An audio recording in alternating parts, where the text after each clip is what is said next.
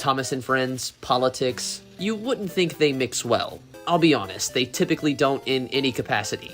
That's not the case for one book, however. Thomas the Privatized Tank Engine, written by Inkland and Clark and illustrated by Nick Clark. This is one of my favorite pieces of Thomas media to ever exist, as it's made to challenge the idea of railway privatization, using Thomas as a vessel, and it does it amazingly. That being said, there's not a lot of attention or love for this book around. So, to fight that, today we'll hear 4 of many stories directly from such. Feel free to adapt these audios with credit for remakes if you'd like. And once we've gone through each of these stories, I'll make one really large video going through the entire book. Until then, though, let's see what the world of privatization may look like for our Sodor friends.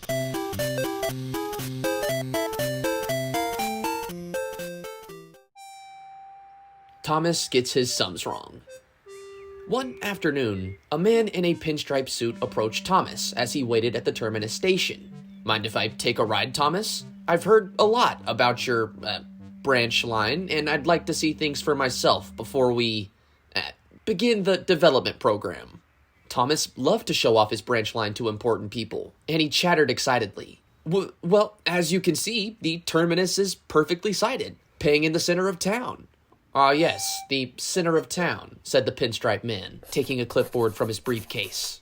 "In fact, some people come to the station to do their shopping, for socks, toiletries, and croissants. Shopping, most exciting." The man wrote on his clipboard again. And soon they set off, Thomas acting as a guide, and the man continuing to take notes. "Here's the 1921 signal box. Proper little museum piece, eh? Museum. Interesting." Then the man started questioning. He wanted to know how much coal Thomas ate each day, and how much it cost. What was the driver's salary? How much did tickets cost? And how many passengers do you carry each day? His brow severely furrowed. "Oh, loads. 900 at least," replied Thomas. "What?" yelped the man. "Stop! I order you to stop right here, and turn back immediately." Thomas was frightened.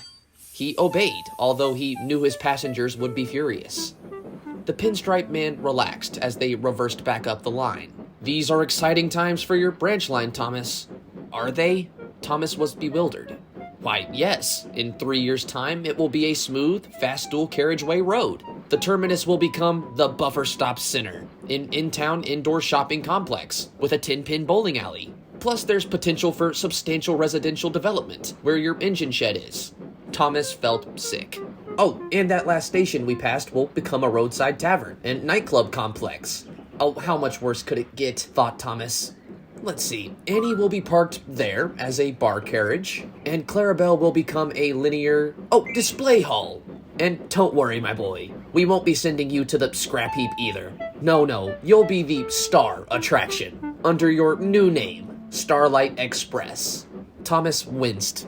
What does that mean, sir?"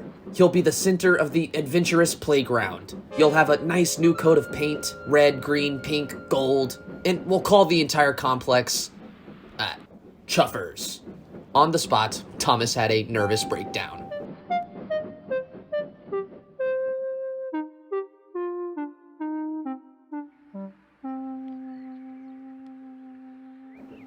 Thomas runs non-stop. "Hey, you've gone past my stop," screamed a middle-aged shopper from Clarabelle's front window. "Sorry, madam," replied Thomas. "That one's a private station these days, and only express trains can afford to stop there.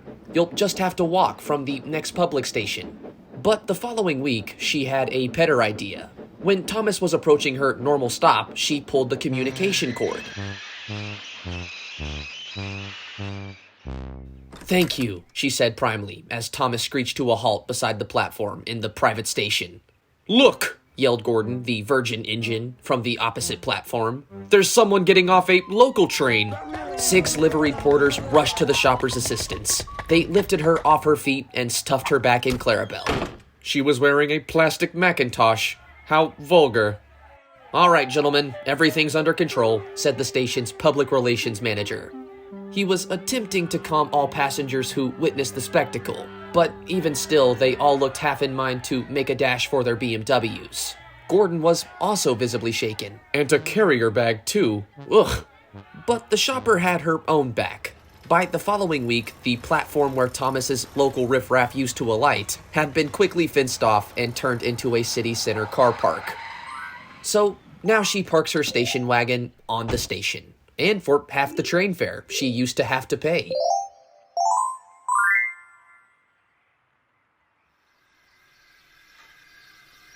Thomas takes a lunch break. "It's important that you understand this. I'm always watching the bottom line," said the fat controller, while Thomas waited for a green signal. "But you couldn't button your trousers this morning, eh?" muttered Thomas. "What?" "I said we've always followed sound business principles." "Yes, Thomas. Now, to make sure books continue to balance..." Sorry to interrupt, sir, but aren't we forgetting something? If we devote too much attention to the profit margins, we may forget that we're really here to provide a, train service." "Well, yes, that's the idea. No. What I mean is, we have to stay on our toes." Sorry, you're missing my point, sir. It's time for my midday service, but my signal is still red." "Oh, yes, I was coming to that. You see, Thomas, we're not running the midday service anymore, for sound business reasons." Thomas instantly decided at mutiny. He would pass the signal at danger. But then he saw a big black car accelerating away from the yard, and behind the tinted windows sat the fat railman. "Ah, I get it," said Thomas. "The midday run was economic last month because we owned our own track and stations." "Well, you must remember that. But this month the fat railman owns our track and stations, and he's also taking a keen interest in his bottom line. And now he's charging so much for us to do the midday run that it's suddenly losing us money." There was an awkward silence. The fat controller was shocked at Thomas's grasp of sound business principles. "So, what happens now?" asked Thomas. "Just wait till the evening rush hour. It's only 5 hours away." "And Annie and Clarabelle?" "Yes." "And my driver, and my guard, and the signalman, and station staff?" "Yes, look, Thomas, don't worry about your midday passengers. They'll be all right. One doesn't have to pay access charges on the roads, you know." So Thomas gave in, and spent his afternoon contemplating Selena the Sprinter unit's bottom line.